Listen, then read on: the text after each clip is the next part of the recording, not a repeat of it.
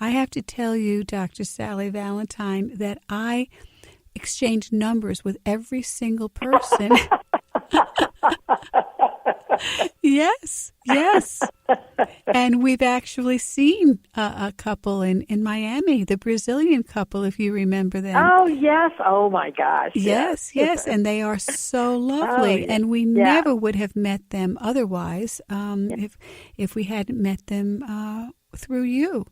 So, you know what's interesting about that is I do get lots of couples through the years that I've repeated come again, and they were one who had come at least 10 years ago to one of my workshops, and it's so beautiful to see couples who came a long time ago and they're back to come again, and the experience they have and the growth that has occurred between the two of them in that span of time, it is so beautiful just to watch how people grow and that they come back, for 2 and 3 times to really reconnect, a weekend that they spend and they commit to each other with, and they disconnect from everything outside of their partnership.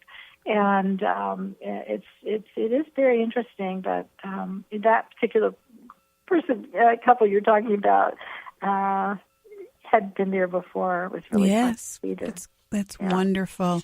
Mm-hmm. So, many people, when I talk about going to your Tantra workshop, many people have never heard of it. Mm-hmm. And it is the name of your upcoming workshop is Rhythm of Soulful Sex, a Tantra journey for couples. And you help people with compassionate listening and verbal sexual communication to explore and release sexual fears and old beliefs of sexuality, to use tantric visualization and centering techniques, to have a greater understanding of the connection between spirituality and sexuality. So can you explain a little bit of what soulful sex or tantric sex means? And that's spelled Tantric if it's tantric, or if it's tantra, Tantra. Yes. Right. So, well, first let me just give an overarching definition. This is just mine, and everybody, when you experience, you might have a different way of describing it. But Tantra is a spiritual path. First, a lot of people have heard the tantric sexuality, and that's true. But the Tantra really is a whole spiritual path, and it uses very specific practices with breath, with sound, with movement, with visualization.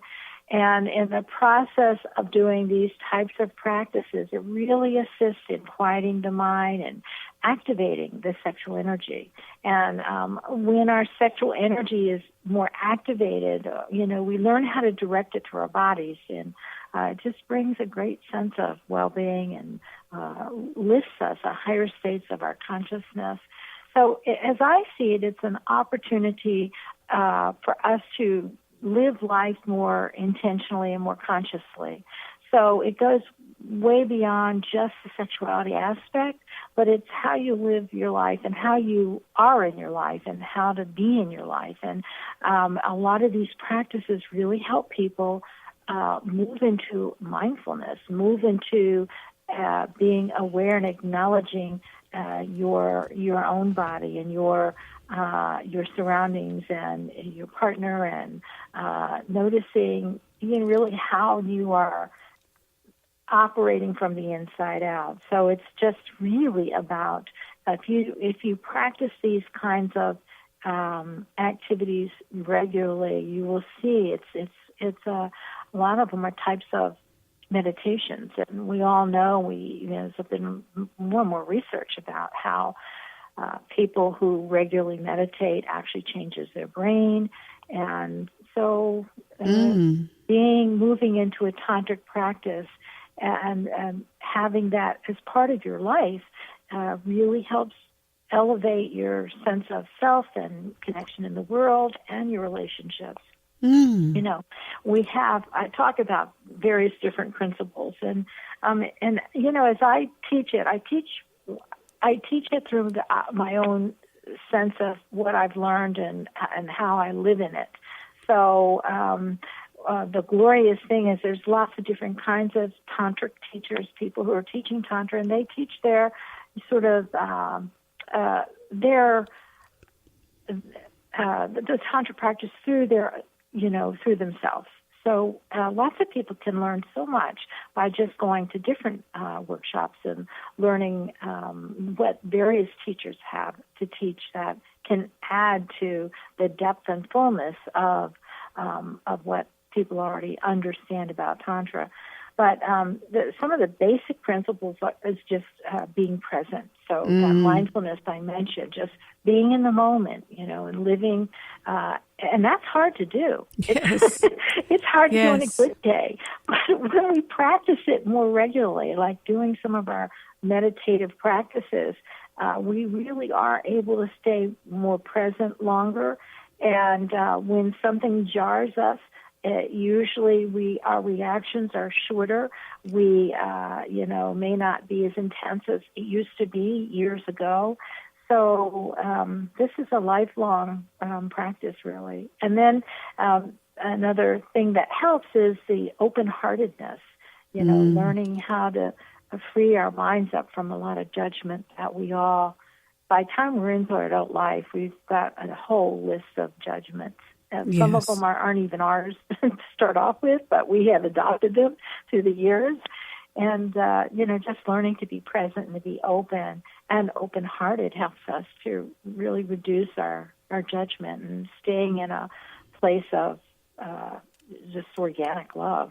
As you're talking, especially when you said quieting the mind and activating sexual energy, I'm thinking about what Fritz Perls said, the co-founder of Gestalt Therapy with his wife, Laura, lose your mind and come to your senses.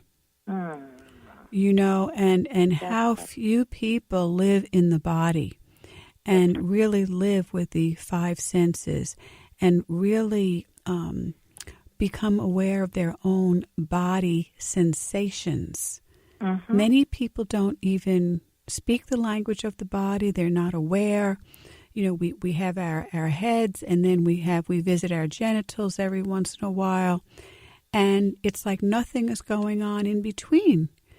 So this is all about losing your mind and coming to your senses. Would you agree with that? Oh, yes, absolutely. And I do want to say, although I have been had some training in Gestalt, that's not my area of educated expertise. I do know colleagues that really do specialize in Gestalt therapy. I mean, I dabble, but I would not put myself out there as the expert in Gestalt therapy.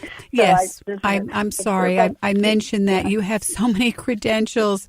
Yes, and not particularly Gestalt as a particular certification, of course. Yeah. So something else, and we can talk about this perhaps in the next show because this show is almost over. Would you believe? No, I can't believe it. It's unbelievable. I'd love to talk to you about the chakras and how knowing the chakras, which I kind of knew, but I didn't give much import to them. And you had us do an exercise where, after you explained the chakras to us, where we would kind of identify our partners, what we thought were issues around each of their chakras or what that chakra meant to them. And maybe we have a moment to just start, and we can continue this next week if you'd like. Would you just speak a little bit to the layperson about chakras? Right, yes. So first, what a chakra is actually is a Sanskrit word, and it means wheel, and it really talks about the energy centers in our bodies. So a chakra is not something that you're going to see if you looked at someone's body or your partner's body. It is energy centers, and our body really has 7 basic energy centers. We have others, but the main ones are the 7 ones. And so, and oftentimes most people will actually they'll use terminology that describes a certain energy center in the body that's being affected by something that is an occasion that's actually being affected. So, for example, of our 7 chakras, the first one is at the base of the spine, and that's the first chakra, and we call that the root chakra. And that is the place of when it's open, you feel grounded, you feel secure, you really feel that you belong. When that chakra is blocked, you may have a lot of issues around insecurity, feeling not enough, maybe living a lot in the past. So oftentimes therapists will see clients that have a lot of their lower chakras blocked or, slightly closed or more affected. And so a lot of our psychotherapy really deals with addressing the lower chakras that are the areas of a person's life that is more affecting their past and their level of sense of sexuality and their power, whether they feel internally empowered or do they feel that they are powerless. And, each energy center works up with another expression. The heart chakra is one that when it's open, you just experience compassion and unconditional love. And when your heart is closed, you feel, could be closed as a result of grief and or, hurt, in your heart. And people will talk about, the heartache and heartbreak. Heartbreak. Yes. So those are things that people use as expressions that actually is part of the chakra.